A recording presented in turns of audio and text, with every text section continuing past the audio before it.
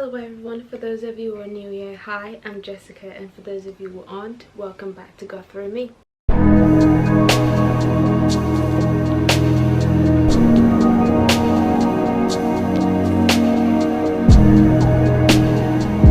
So today's video is going to be about investing in yourself.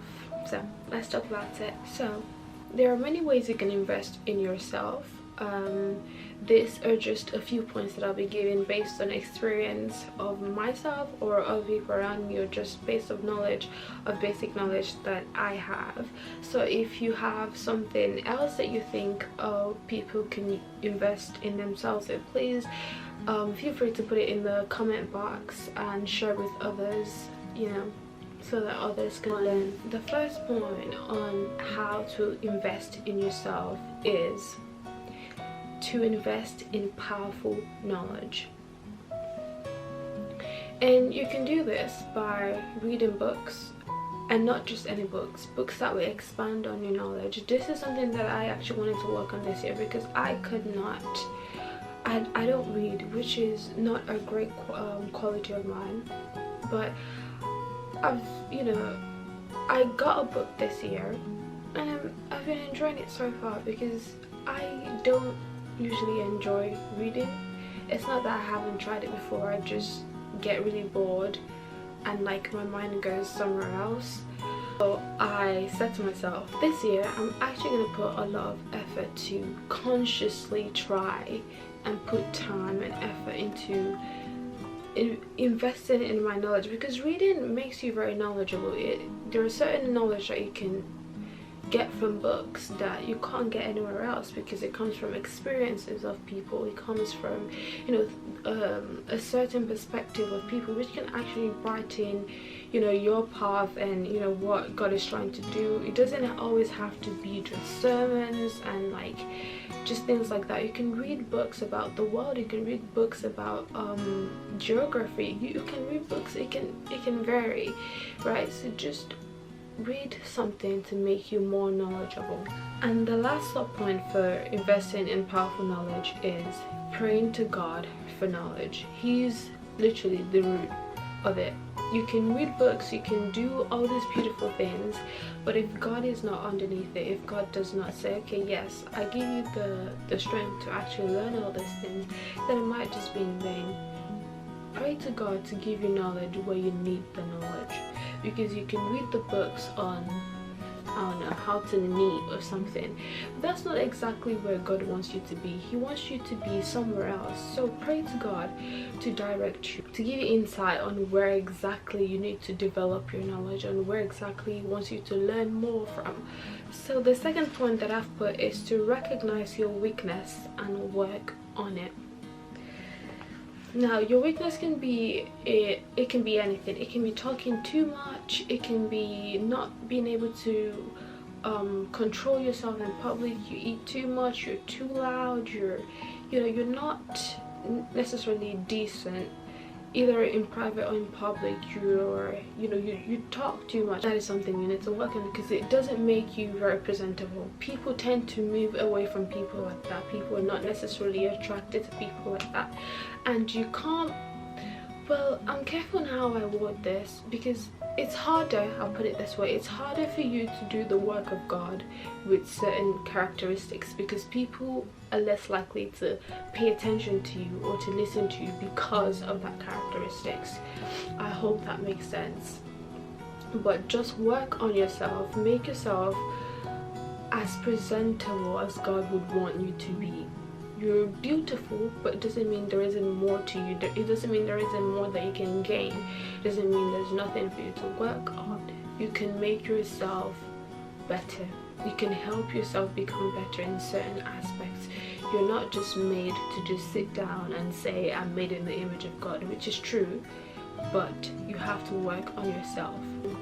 The third point is to surround yourself with people who can help you grow. Now, this is very important, because who you surround yourself with will affect your mindset, your behavior, will affect a lot of things. So it's very important to surround yourself with knowledgeable friends and people who have great connections. It's not don't surround yourself with people where you're like, okay, I need help with this problem. They have nothing to contribute to your problems, or they have no value to give to you.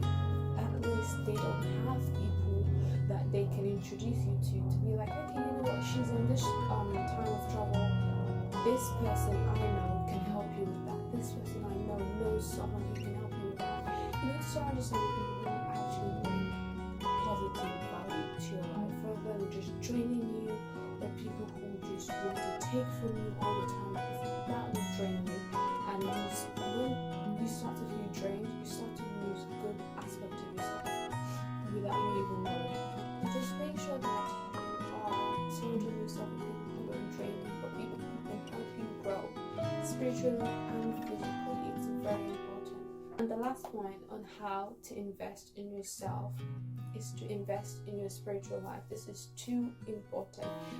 I think there's nothing more important than this, because you can look good, you can dress good, you can save your money, you can have good friends, but if your spiritual life is dead, what good is any of the others?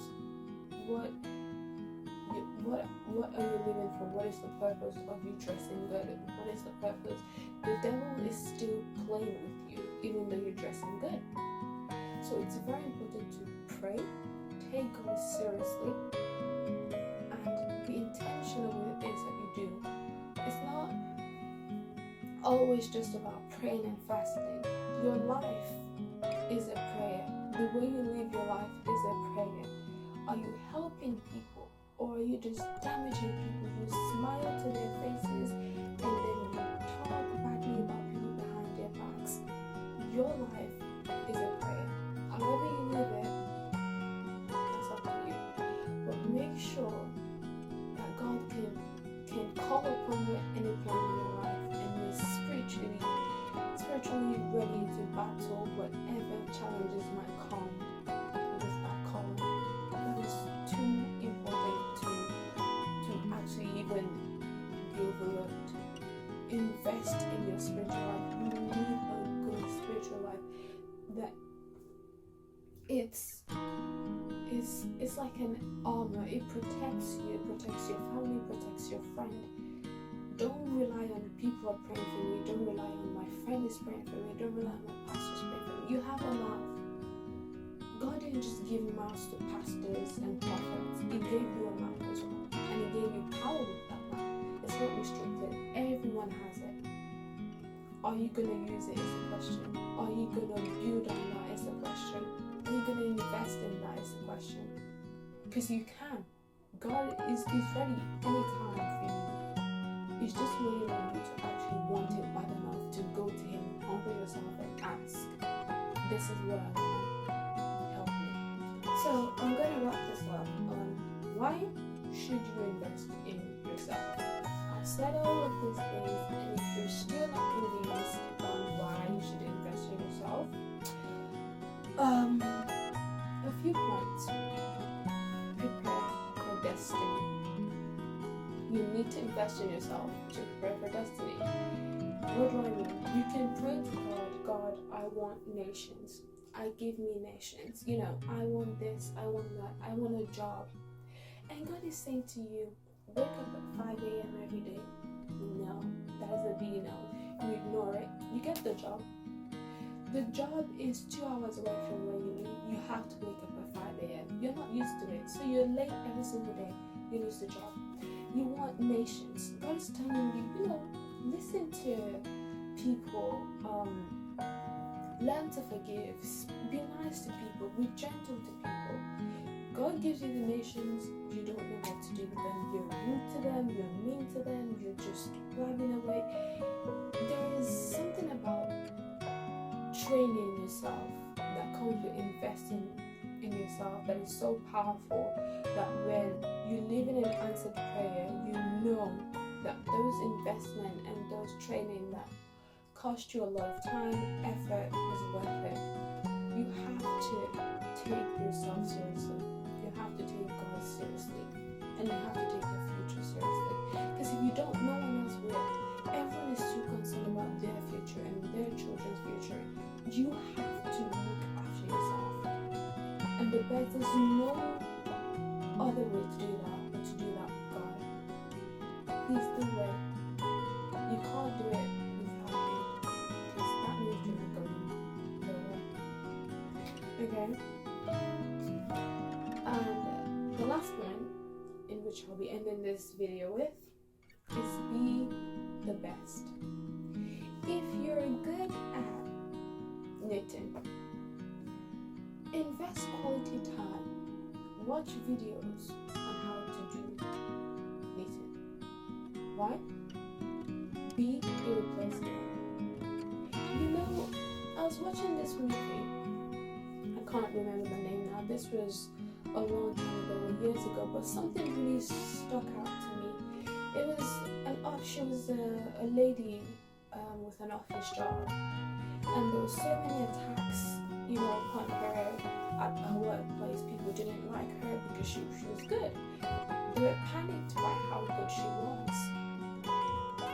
And when it all got down to it, it was at the peak of the trouble, and it was questioning, whether to let this person go from the job. And the CEO actually had to sit down and think, this person is too valuable to go, because the knowledge that she brings, the skills that she brings, the amount of relationship she has with their client, because once again it's an office job, is too good.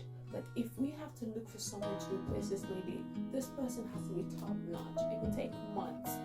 And they just cleared all the rumors, because even if it was true or not, she was too good to be let go. Can you see what I'm trying to say? You have to invest in yourself. Whatever it is you're doing, no matter how small it is, if you're good at drawing, be good at drawing. And don't be prideful with it. Learn, practice.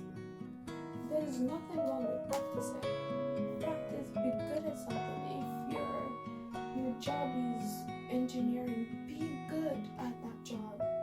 Maybe that's your calling, maybe that's where God wants to use you. Be good at that. Never think